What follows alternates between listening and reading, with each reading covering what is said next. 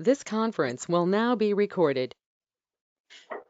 Hello, Franklin County. Diana Zinel, Executive Director of the Franklin County Chamber of Commerce.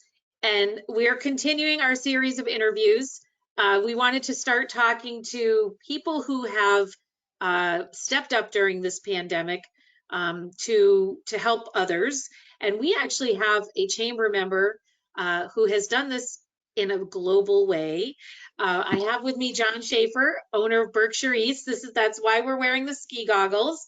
There's definitely a significance to why we're wearing these ski goggles.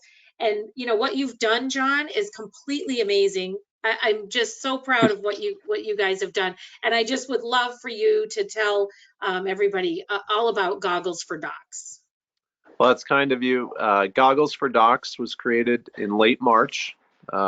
I run Berkshire East Ski Area in Charlemont, Mass, but also Catamount Ski Area in Egremont, Mass.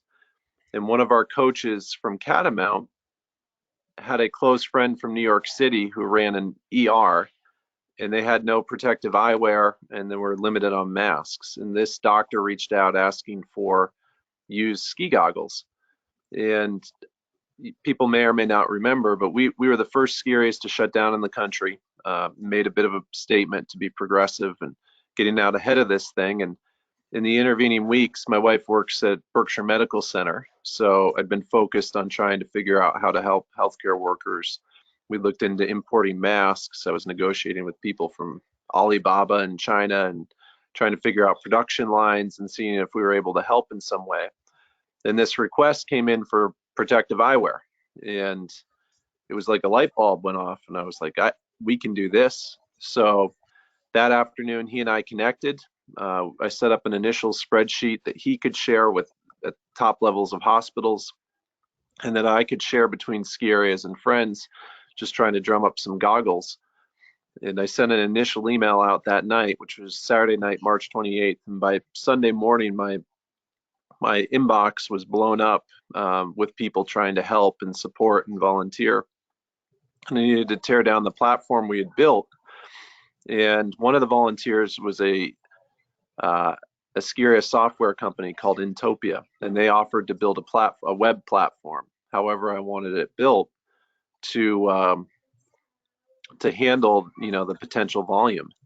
And so I needed to wrap my head around it, and I needed to go grocery shopping. So I drove down to Northampton, and on the way home, I called these guys up and I said, look, we need a website. We need to build a inventory management system. And we created the name Goggles for Docs and built the whole website. I talked them through it, and then they had their own ideas somewhere between Northampton and Hawley with a couple of blackout zones in between. And that afternoon, we got it all organized and then set up another e-blast to friends and family. And by the next morning, Michaela Schifrin, the #1 female skier in the world, had sent it out on her Snapchat, and we had already committed 1,600 goggles to hospitals across the East Coast. And by Tuesday morning, we have West Coast hospitals, and by the end of the week, our first 9,000 goggles were shipped. Unbelievable. So I was keeping an eye on this because I was fascinated by this. I saw Michaela Schifrin on the Today Show doing the interview. I mean, I was tracking this before that. The interview was really terrific. Berkshire East got a shout out on the Today Show, which I thought was really great. But the numbers, the way that the numbers grew daily, John, was unbelievable. So the way that the ski community stepped up was really great. But I mean, this to think that this idea, came from you here on the East Coast, and it's spread, and I believe there's an international aspect to this, isn't there? Yeah, it's been a couple of days since I've checked, but we've definitely worked with hospitals in Chile, Mexico, South Africa, and Australia are forming organizations. Requests from Bangladesh, Indonesia, Canada, the UK, France, some other countries in Europe are getting organized. The first week was, I've never been part of something that was so dynamic and moving so quickly. I mean, I was plugged into my computer and my phone probably 18 to 20 hours a day for the first 10 days of this. That's because it was unbelievable. people, the amount of interest and support and, goggle companies reaching out. If you looked at me wrong, you got a battlefield promotion into Goggles for Docs. And, we had to I think create you a froze up a position. little bit. Oh, It's okay. any better? Yeah. It's perfect So now. people were getting promoted left and right into the organization. So head of corporate relationships, head of volunteers. We created a whole volunteer structure just to absorb people's energy. So local coordinators, regional coordinators, drop-off locations. That was all coordinated just to allow people to self-organize, because there was so much flowing through me. I get 1,000 emails a day, and it was That's just unbelievable. unsustainable. So we created an entire vetting process to make sure requests were legitimate and keep them air gapped from the website. We wanted to put the inventory in the hand of the donor. So if you had goggles at home and you ship them, the inventory needs to be checked at the point of shipping, not at the point of receiving. So how do you do that on a crowdsource platform? So we had to build all that stuff from scratch. Wow. And it's only been in existence since March 28th, not even a month, and we've shipped nearly 36,000 goggles. We'll cross that today, and probably 40,000 by the end of the week, because we've raised enough money, and there's more producer donations coming in that probably will account for about 4,500 more goggles. And there's 4,900 goggles needed, of stated need on the website, but we get as many as 30 or 40 requests per day from institutions and healthcare workers across the country. Wow. Unbelievable. Well, I can't say it. I can't say enough how blown away. I shouldn't be blown away, because I know you, John, and I know Yeah. what you're capable of. But I think, just that is just, I'm really proud of your work on that, and that it all started right here in Little Franklin County. I just thank you so much And for stepping up. people have questions, my mirrored lenses, I can see perfectly fine. You're in darker lenses. Yep. That's slightly, but I I'm am guessing that under the light you can see, pretty good. So I can see perfectly. And yeah, this is the first time I've ever worn ski goggles, because I'm just not a yeah. skier. So there's a lot of concerns and consideration about that, but these are being used by people doing nose swabs in parking lots. Right. Anesthesia, very popular for anesthesiologists doing intubations who are up close and personal, putting tubes and breathing tubes in folks. They're being deployed across entire hospitals. We have a big order went out to Navajo Reservation. I think we've delivered goggles to all 50 states. Wow. With 277 drop-off locations. Probably well over 1,000 volunteers. So Oh my gosh. any credit I receive is because I stumbled into the idea. The organization and the volunteers have done the bulk of the work, and it's pretty awesome to see so many people pulling together in the same direction, and how much people can achieve once that happens. Was there an article in the New York Times about this? Honestly, too. It's getting ridiculous at this point. Wow. So not directly about us, but mentions by high-profile reporters.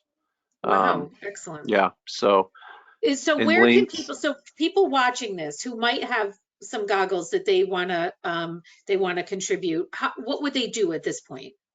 You go for gogglesfordocs.com. So we have a website. And on the website, you have two options as a donor. One is a donate button. And so we've partnered with a company or an entity called Reverb, which is a music industry nonprofit for green of musical tours. So for example, if you are a major recording act and you want to offset your carbon, or if you want to provide green solutions to your concert goers, you can do it through this entity. Well, there's nobody touring right now, so they've partnered with us to help us. And that's helped us put on a live virtual après-ski party every week, which is gaining in popularity. I have a coworker. Nope. Hello. You got to wait a little bit. This is Willa. Hi, Willa. Nice to see Willa you has been part of Goggles for Docs since day one. So anyway, Thanks, you can Willa. donate money there, and those go to buying goggles for places that are asking for new goggles. At the same time, you can also donate goggles. So your question was about used goggles that just about every skier or snowboarder has. Yeah. There's 10 million skiers in the United States, and multiple people have multiple goggles. So it's probably one of the few pieces of PPE that actually can be deployed in mass in very short time, from Well, literally they're, across the country. and So, these are actually comfortable too. well, they're designed to be worn for days on end. So Right, we've all seen the images of healthcare workers with the right. sores on their face, and Mhm. because the goggles they're using aren't designed for this. Well, I And had several to choose from.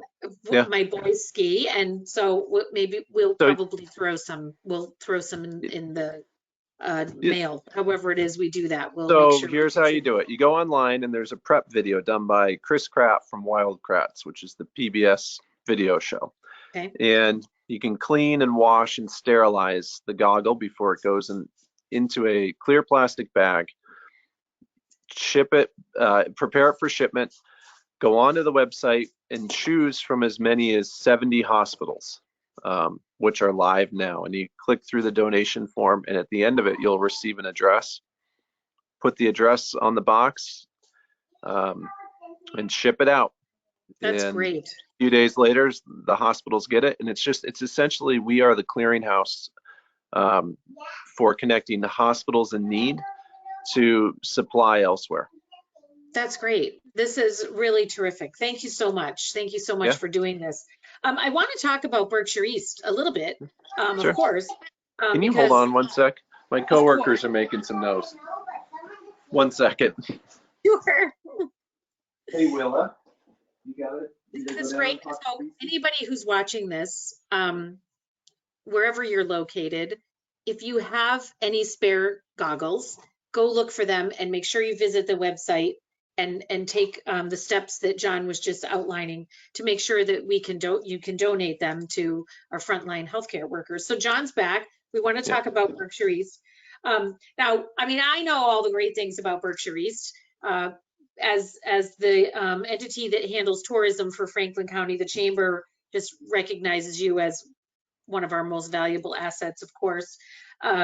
But 45 trails, night skiing, uh, downhill mountain biking, which is, yep, I've seen those trails, those are unbelievable, absolutely unbelievable.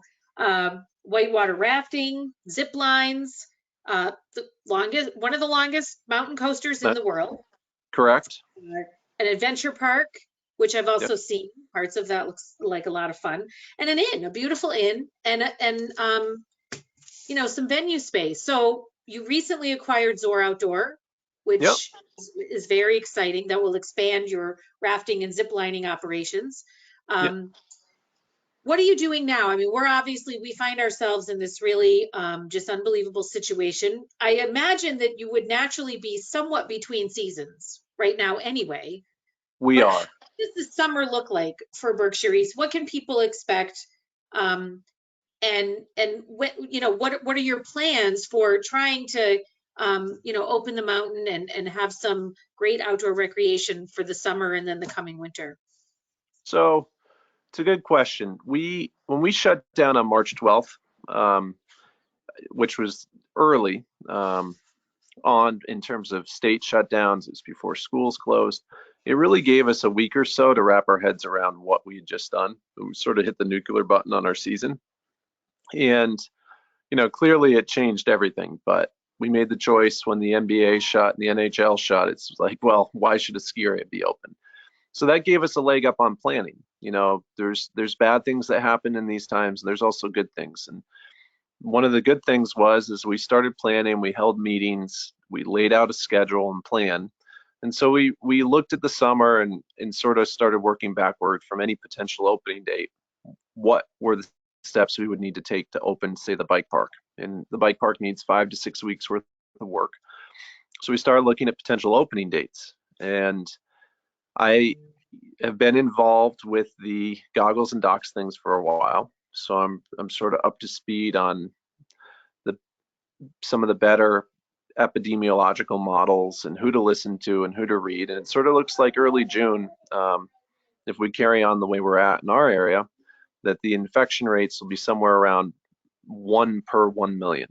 And then the states will be shifting into more of a containment strategy. So you start to look at it June, and right now we're starting to ramp up, trying to plan on getting to a point where we can open. And obviously the world changed, when this hit. So there's going to be different operating procedures. We're relying on our industry partners who are working on this. So, for example, we're sharing information from the Italian Adventure Park Association and how they're planning to open. And it's all about spacing, cleanliness, treatment of surfaces, how to analyze people before they get on site, and we're looking at all those options. And there's going to be a big data question about how people manage data, of who's had it, who hasn't had it, what testing looks like, whether or not there's a health passport. I mean, who knows? There's going to be so many new regulations that are written to manage this. Our job is just to be open-minded about what those are and try to work them around our business. So it's going to be different. I don't think any of us know what's going to happen, but we expect to have more guidance by early May. Then we'll just plan to start working around those things. I don't think that the economy is going to go completely shut down. We can't just all live in our homes for the next 18 months. So, Right. It took about 3 to 4 weeks for industry to figure out how to make a $200 ventilator. It's going to take a few more weeks. I can tell you, I've already noticed with the Goggles for Docs thing, the shifts in demand from what hospitals want, where the needs are. And people are going to react, and I'm optimistic in society's capacity to adapt and evolve quickly, even though in the face of daunting odds or dark times. I think that people are going to figure it out, and it's going to, yeah. Sorry, I personally remain optimistic both about the health portion of this and that we have done what we need to do. We are making a difference. And, this is changing so quickly. I mean, when you think about how things have changed over the last month, and I think that things will, hopefully things will begin to see that that we're coming out of this. So I'm optimistic about that part. I'm also optimistic on the economy side of things. Once things start to open, I think that we're, there'll be some businesses that it's going to take a long time to heal, but I think Sorry, that's okay. I'm in an interview. Can you give it one more minute? Yes, you actually can. Okay, she wore me down, folks. She's cute. This is everybody's reality now, right? Yeah, it is. Everybody understands. So, I think that we'll bounce back. I really feel strongly about people really wanting to get back into things. And I'm really bullish about our area because high-speed internet's coming around to places that never, I mean, Goggles for Docs, who knew? I didn't have internet in Holly 7 months ago. This never would have happened. And that's unbelievable. It's not coming fast enough for people who don't have it, but it'll be here soon enough. And we basically, right where I sit, which is I'm in a town of 500 or 600, have higher density at 75 miles than we would if I lived in Boston. And as crazy as that sound, that's true. There's around however many millions of people around me. So they're all cooped up in cities, and cautiously optimistic that people are going to want to get out of their apartments. Unfortunately, I don't think people are traveling internationally anytime soon, or it will be in limited numbers. So, the staycationer, introducing people who haven't been to Western Massachusetts and seen our beautiful towns and the recreation opportunities. I think that there's going to be a lot of demand for that coming up. So I think we all need to prepare around those lines. I couldn't agree more. And as we're looking at our tourism plan for the coming year, we're fortunate, John, because this is a drive market. And I think that those folks who want to get in the car and take either a day trip, try a new adventure at a place like Berkshire East, or, have sort of an idyllic New England afternoon by strolling around Shelburne Falls, or, Northfield Mountain has gorgeous outdoor recreational opportunities. So I think that there's going to be a lot of opportunity for us in Franklin County to really seize on that. And so we're going to just keep putting the word out about Yep. all the adventure that awaits here, you know, all the New England charm and the beautiful outdoors and the arts and culture, and we'll bounce back. I fully It's a believe real that. opportunity, and hopefully people don't get too lost into the gloom and doom that comes out of TV and different publications and media. It's an overwhelming, and that's one of the coolest things about Goggles for Docs. So is as functional and as comfy as this is for me right now, the coolest thing about it is that you can take somebody stuck at home and somebody who's sort of scared to go to work in terms of healthcare workers, and you give them one human connection and a little bit of hope, and that's the most meaningful thing about it. And I refuse to get negative about this situation. You have to be optimistic. Bad things happen. You know, 22 million people have lost their jobs. Good things happen. And we all have to just keep focusing on the good things and try to work towards opportunity. And every single day, just plug ahead. And our goal right now, you asked earlier what we're doing. We're putting people to work. So we're following the rules, but we are working hard to improve our product constantly. And we had to we have a lot of seasonal employees in terms of, say, ski area lift operator. Their job unfortunately ended several weeks early, just when the ski area closed, but it would have closed soon anyway. And we worked hard to retain as many people as possible and keep them on. And now like I said, we're trying to grow and expand and, you know, keep people employed. You obviously have to be careful as an employer to not, you know, to do things the way they need to be done, per the current regulations, but you just work with the regulations and the regulators. So we led the ski area into this mess, and we want to lead it back out. So Well, that's generally our goal. we appreciate your work. We appreciate your optimism, and certainly you and I will work together on that tourism plan for the coming Yeah, year. And again, so thank you so much. I really yeah, wanted people to know about what you're doing because it's really important. There's been a lot of publicity, but I just wanted to yeah. make sure that we put it out there to our folks. And thank you as one of our treasured chamber members. Thank you very Appreciate much it. Yeah, for too doing kind. this. And tell Willa we said goodbye, and it was nice to see her too. So good luck to you, Thank you very and I'm much. sure we'll be in touch soon. Thank you so Yeah, much, John. and everybody, Friday night at 7 o'clock, we Yes, have we have 3 musicians lined up with Olympic champion Ted Ligety, who will MC the event for our virtual après ski series.